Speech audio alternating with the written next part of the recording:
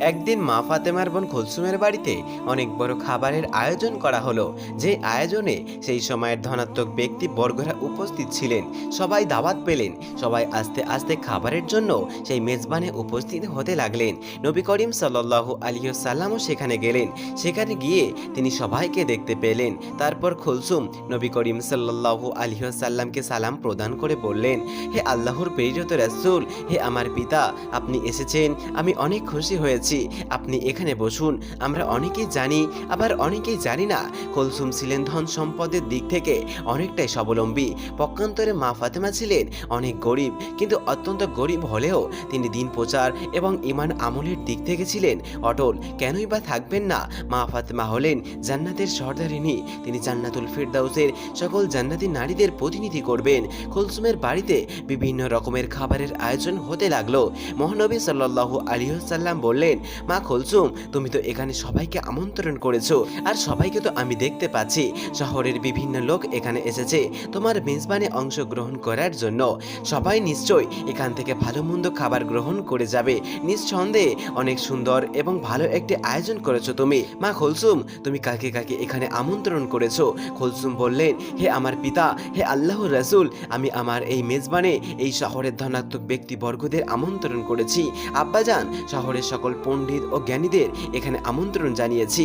নবী করিম সাল্লাল্লাহু আলাইহি সাল্লাম বললেন, তুমি এখানে সবাইকে আমন্ত্রণ করেছো, কিন্তু একজনকে তুমি আমন্ত্রণ করনি। কুলসুম তখন বললেন, কে বাবা, কাকে আমি আমন্ত্রণ করিনি? নবী করিম সাল্লাল্লাহু আলাইহি সাল্লাম বললেন, সেটা তো তোমার অচেনা হওয়ার কথা নয়, সে তো তোমার রক্তের সম্পর্ক, তোমার আপন বোন ফাতেমা। কুলসুম একটু চুপ হয়ে রইলেন। ফাতেমাকে সে ইচ্ছা করে আমন্ত্রণ করেনি, কারণ ফাতেমা ছিল অনেকটাই গরিব, তার পোশাক আশাক ভালো ছিল না। কুলসুম ভেবেছিল মা ফাতেমা যদি তার এই অনুষ্ঠানে আসে তাহলে তার মান সম্মান হানি ঘটবে, তাই তিনি তাকে আমন্ত্রণ করেনি। এদিকে কুলসুম যখন অনেক বড় মেজবানের আয়োজন করলো, ভালো ভালো কোরমা পোলাও আয়োজন করলো, মা ফাতেমার আপন বোন কুলসুম শহরের সকল জ্ঞানীদের আমন্ত্রণ করে খাওয়াচ্ছে, তখন পক্ষান্তরে মা ফাতেমা একবেলা খেতেও পারছিল না। মা ফাতেমা এবং তার ঐশ্বর্য সন্তান হাসান ও হুসাইন ক্ষুধার জ্বালায় কাতরাচ্ছিল এবং তারা বলছিল, মা, আমাদের খুবই ক্ষুধা পেয়েছে, আমরা আর ক্ষুধার জ্বালা সহ্য করতে পারছি না, তুমি আমাদেরকে কিছু খাবার দাও। মা ফাতেমা চোখ দিয়ে অজরধারায় অশ্রু ঝরতে লাগলো এবং তিনি আল্লাহর কাছে বলছিলেন, হে আল্লাহ, আমার ঘরে তো কোনো খাবার নেই, কোনো দিরামও নেই, এই মাসুম বাচ্চার মুখে আমি কিভাবে খাবার তুলে দেব? এখন না হয় আমি ক্ষুধার জ্বালা সহ্য করতে পারছি, কিন্তু এই মাসুম বাচ্চা দুটো ক্ষুধার জ্বালা আর সহ্য করতে পারছে না। মা ফাতেমার কান্নায় আল্লাহ রাব্বুল আলামিনের আরশ কেঁপে উঠলো, আর মা ফাতেমা বলতে লাগলো, হায় আল্লাহ, নিজের রক্তের বোনের কাছেও খাবার পেলাম না, আমার ছোট্ট হাসান হুসাইন ক্ষুধার জ্বালায় কাতরাচ্ছে। তখন ওই মা ফাতেমার আপন বোন কুলসুমের বাড়িতে ভালো ভালো রান্না করা হচ্ছে, ভালো ভালো খাবারের আয়োজন করা হচ্ছে। মেজবানে অনেক মানুষ এসেছে, অনেক মানুষ দাওয়াত পেয়েছে, কিন্তু মা ফাতেমা গরিব হওয়ার কারণে দাওয়াত পেল না। নবী করিম সাল্লাল্লাহু আলাইহি সাল্লাম মা ফাতেমার আপন বোন কুলসুমকে বললেন, সে তো তোমার আপন বোন, এখানে সবাই যেহেতু এসেছে তারও আসার প্রয়োজন ছিল, তোমার তাকে আমন্ত্রণ করা উচিত ছিল। কুলসুম মহানবী সাল্লাল্লাহু আলাইহি সাল্লামকে খাবার খাওয়ার জন্য অনুরোধ করলেন এবং সেখান থেকে এড়িয়ে চলে গেলেন। সবাই খাবার খেতে বসে গেল এবং খাবার উনুন থেকে ওঠাতে লাগলো। কুলসুম সবকিছু খোঁজ নিতে লাগলো। নবী করিম সাল্লাল্লাহু আলাইহি সাল্লাম দুঃখ ও ভারাক্রান্ত মন নিয়ে দাঁড়িয়ে গেলেন। তিনি কিভাবে সেখান থেকে খাবার গ্রহণ করবেন? তার সবথেকে আদরের মেয়ে মা ফাতেমা সেখানে আসেনি, তার কলিজার টুকরা হাসান হুসাইন ক্ষুধার জ্বালায় কাতরাচ্ছিল। এই অসহায় দেখে নবী করিম সাল্লাল্লাহু আলাইহি সাল্লামের মনেও অনেকটাই কষ্ট লাগলো। তারপর মা ফাতেমার কাছে হাসান হুসাইন ক্ষুধার জ্বালায় চিৎকার করছিল। মা ফাতেমা কোনো উপায় না পেয়ে চুলায় গরম পানি ফোটাতে লাগলেন এবং হাসান হুসাইনকে বললেন, এই তো বাবা, একটু পরে খাবার হয়ে যাবে, তোমরা যাও পাহাড়ের কাছে গিয়ে খেলা করো, রান্না হয়ে গেলেই আমি তোমাদেরকে ডাকবো। আসলে চুলাতে কোনো খাবার ছিল না, শুধু গরম পানি দিয়েই ফোটাচ্ছিলেন মা ফাতেমা, কারণ ছেলেদের তো কিছু একটা বোঝাতে হবে। তার ঘরে যে কোনো খাবার নেই, সে শুধু এই অবস্থায় দেখছিলেন এবং তার চোখ দিয়ে অঝর নয়নে পানি পড়ছিল। পক্ষান্তরে তার আপন বোনের বাসায় অনেক ধরনের খাবারের আয়োজন হতে লাগলো। তারপর সবাইকে খাবার খাওয়ানোর জন্য কুলসুম যখন খাবারের পাত্রের কাছে গেলেন, তখন তিনি সেই ঘটনা দেখে অবাক হয়ে রইলেন, কারণ তিনি যখন খাবারের পাত্রের কাছে গিয়ে খাবারের ঢাকনা একে একে ওপরে তুলতে লাগলেন, তখন তিনি দেখতে পেলেন রান্না করা সকল খাবার, ভালো ভালো খাবার, পোলাও, কোরমা, মাংস সবকিছু পাথর হয়ে গিয়েছে। তিনি বললেন, এসব কি করে হলো? একটু আগেই তো সকল খাবার রান্না করা হয়েছিল, খাবার রেখে আমি আমার পিতার সাথে কথা বলছিলাম, এখন সকল খাবার কি করে পাথরে পরিণত হয়ে গেল? কার অভিশাপে এমন হলো? শহরের বিভিন্ন মানুষ এখানে এসেছে, সবাই অপেক্ষা করছে। আমি যদি এখন খাবার না দিতে পারি তাহলে আমার মান সম্মান কিছুই থাকবে না। এই কথা ভাবতেই কুলসুম মহানবী সাল্লাল্লাহু আলাইহি ওয়াসাল্লামের কাছে গেলেন। তিনি তার পিতাকে বললেন, হে আমার পিতা, আমি এখন কি করব? আমার অনেক বড় বিপদ হয়ে গেছে, এমন কেন হলো তা আমি কিছুই বুঝতে পারছি না। মহানবী সাল্লাল্লাহু আলাইহি ওয়াসাল্লাম তার মেয়ে কুলসুমকে বললেন, কেন মা, কি হয়েছে? তোমাকে এত হতাশাগ্রস্ত লাগছে কেন? আমাকে খুলে বলো। কুলসুম বলল, আমি যে খাবার আয়োজন করেছিলাম, যে খাবার বাবুজিরা রান্না করেছিল, সকল খাবারই প্রায় হয়ে গিয়েছিল।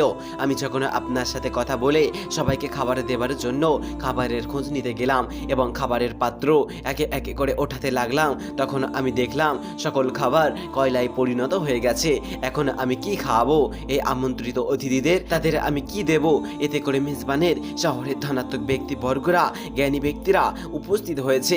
আমি যদি এখন তাদের সামনে খাবার না দিতে পারি তাহলে তো আমার মান সম্মান কিছুই থাকবে না। আপনি আমাকে সাহায্য করুন, আমি এখন কি করতে পারি? নবী করিম সাল্লাল্লাহু আলাইহি ওয়াসাল্লাম সবকিছু বুঝতে পারলেন এবং তিনি বললেন, মা কুলসুম, তুমি অনেক বড় ভুল করেছো, যে ভুলের কারণে আল্লাহর আরশ কেঁপে গিয়েছে। আল্লাহ রাব্বুল আলামিন তোমার উপর অনেকটাই নারাজ হয়েছেন। আর তিনি এই জন্যই নারাজ হয়েছেন, তুমি তোমার আপন বোন ফাতেমা গরিব বলে এই মেজবানে আমন্ত্রণ করনি। সে দিন আনে দিন খায়, তার মাসুম বাচ্চা হাসান হুসাইন ভালো মন্দ খাবার তো দূরের কথা, দুবেলা পেট ভরে খেতেও পারে না। অথচ আপন বোনের ছেলেদের তুমি তোমার এই মেজবানে আমন্ত্রণ করনি। সকলের সমস্ত ধনাত্মক ব্যক্তিদের তুমি আমন্ত্রণ করেছো, আর সে গরিব বলে, তার পোশাক আশাক নেই বলে তুমি তাকে আমন্ত্রণ করনি। সে মনে অনেকটাই কষ্ট পেয়েছে, তার মাসুম বাচ্চারা ক্ষুধার জ্বালায় কাতরাচ্ছে। এই ঘটনা আল্লাহর আরশে পৌঁছে গিয়েছে। আল্লাহ রাব্বুল আলামিন তোমার উপরে নারাজ হয়েছেন, তাই তোমার সকল খাবার কয়লায় পরিণত করে দিয়েছেন। এরপর কুলসুম বললেন, হায় আল্লাহ, আমি তো এতটা ভাবিনি। হে আল্লাহর নবী, হে আমার পিতা, আপনি কিছু একটা করুন, এর সমাধান দিন। নবী করিম সাল্লাল্লাহু আলাইহি ওয়াসাল্লাম বললেন, এর উপায় একমাত্র মা ফাতেমার কাছেই আছে, তিনিই পারেন সকল সমস্যার সমাধান করতে। নিশ্চয়ই তার ইচ্ছায় আল্লাহ রাব্বুল আলামিন সমাধান করে দিতে পারেন। তখন কুলসুম দৌড়াতে দৌড়াতে মা ফাতেমার বাড়িতে গিয়ে পৌঁছে গেলেন। সেখানে গিয়ে তিনি মা ফাতেমাকে ডাক দিলেন। মা ফাতেমা বাড়ি থেকে বের হয়ে আসলেন এবং বললেন, হে আমার বোন, তোমাকে এতটা হতাশাগ্রস্ত দেখাচ্ছে কেন? আর এই অসময়ে আমার বাড়িতেই বা কেন? আজ তো তোমার বাড়িতে অনেক বড় মেজবানের আয়োজন করেছো তুমি। কুলসুম এই সকল কথা শুনে কান্না করতে লাগলেন আর মা ফাতেমাকে বললেন, হে আমার বোন, আমাকে তুমি ক্ষমা করে দাও। আমার মেজবানে সমস্ত মানুষকে আমন্ত্রণ করেছি, সমস্ত জ্ঞানী ও ধনাত্মক ব্যক্তিদের আমন্ত্রণ করেছি, কিন্তু তোমাকে আমি আমন্ত্রণ করিনি।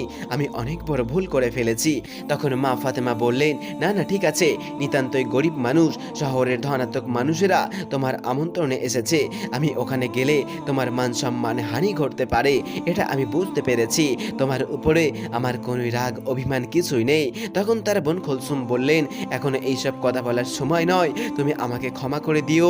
তোমাকে আমি আমন্ত্রণ করিনি বিধায় মহান আল্লাহ রাব্বুল আলামিন আমার উপরে নারাজ হয়েছেন।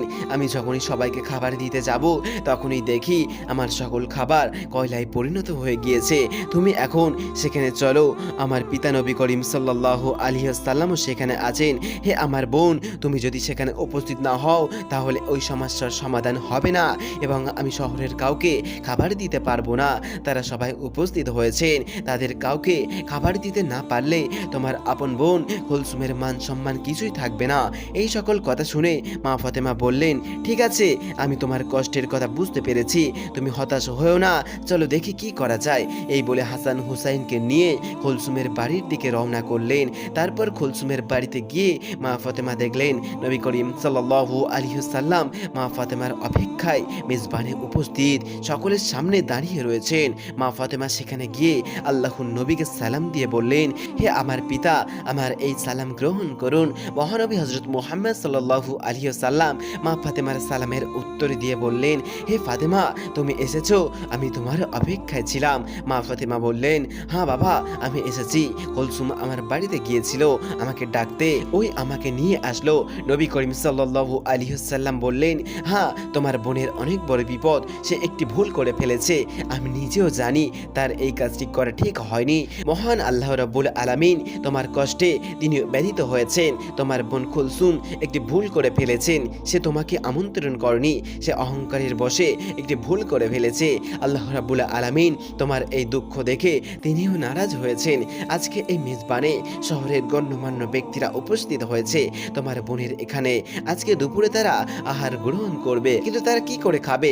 মেজবানির জন্য যে সকল খাবার রান্না করা হয়েছিল সে সকল খাবার কয়লায় পরিণত হয়ে গিয়েছে। এই কথা শুনে মা ফাতেমা অবাক হয়ে বললেন, আমি তো আমার বোনকে কোনো অভিশাপ দেইনি, এমনটি কেন হলো? মহানবী হযরত মুহাম্মদ সাল্লাল্লাহু আলাইহি ওয়াসাল্লাম বললেন, মা ফাতেমা তুমি অভিশাপ দাওনি, অভিশাপের প্রয়োজন পড়েনি, কিন্তু হাসান হুসাইনের ক্ষুধার যন্ত্রণা মা হিসেবে তোমার আহজারি আল্লাহ রাব্বুল আলামিনের আরশকে কাঁপিয়ে দিয়েছে। তাই এই মেজবানে যে সকল খাবার রান্না করা হয়েছিল তার হুকুমে সকল খাবার কয়লায় পরিণত হয়ে গেছে। এখন তোমার বোন অনেকটাই চিন্তায় পড়ে গেছে, যেহেতু সব আমন্ত্রিত অতিথিদের খাবার দিতে না পারে তাহলে তার মান সম্মান কিছুই থাকবে না। মা ফাতেমা বললেন, হে আল্লাহর প্রেরিত রাসূল, হে আমার পিতা, এখন আমার কি করণীয় রয়েছে?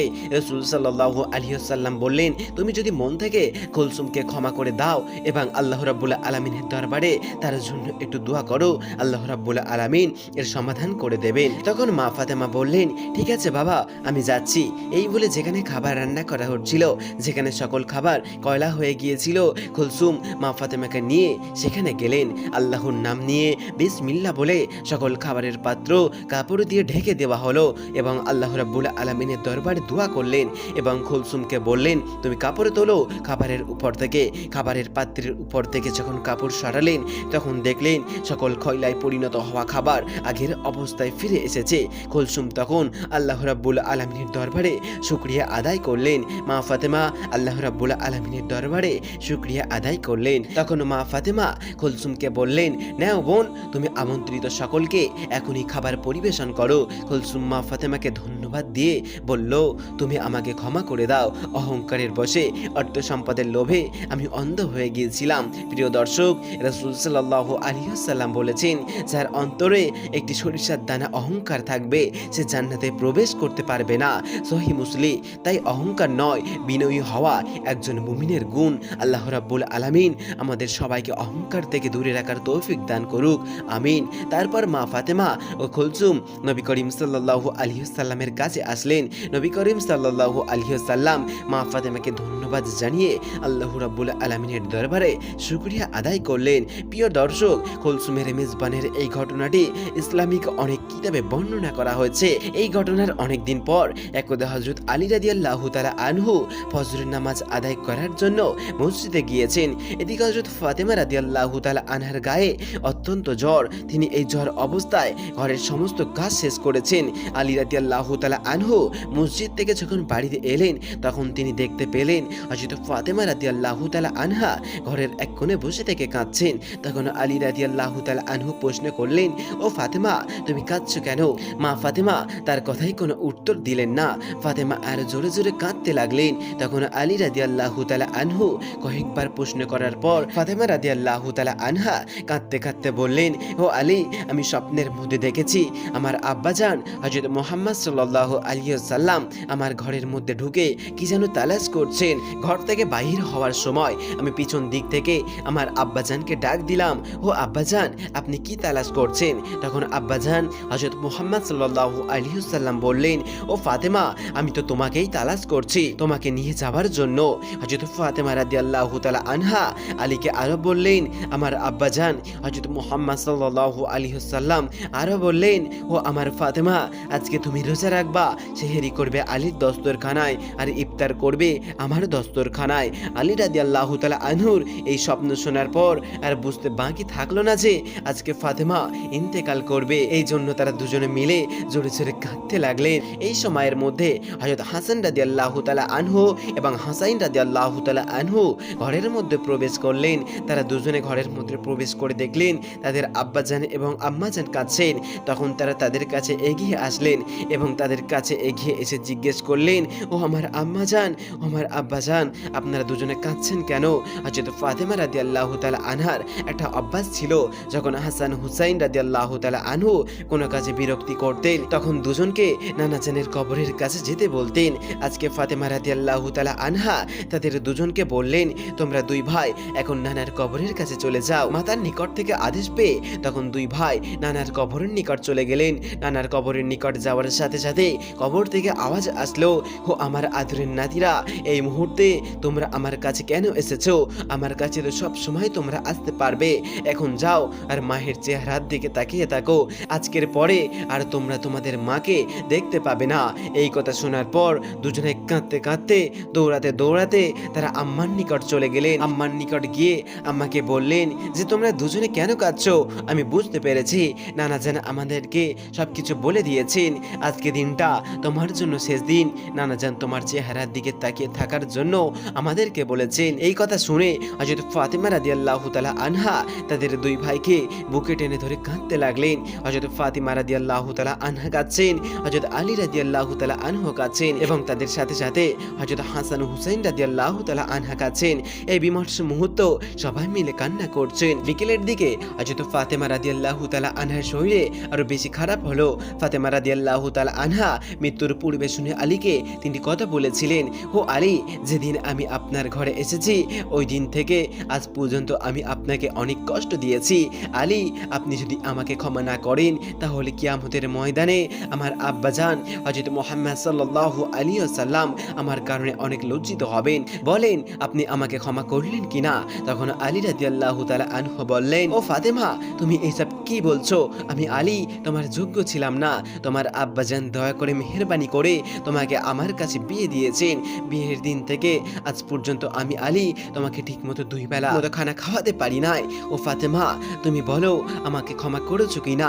তুমি যদি আমাকে ক্ষমা না করো তাহলে কিয়ামতের দিন আমাকে ও কঠিন শাস্তি ভোগ করতে হবে। তারপর হযরত ফাতেমা রাদিয়াল্লাহু তাআলা আনহা আবারও বললেন, ও আলী, আপনার সাথে আমার দ্বিতীয় কথা হলো, আমি মারা যাবার পর আপনি বিয়ে করে নেবেন দুনিয়ার যে কোনো মহিলাকে।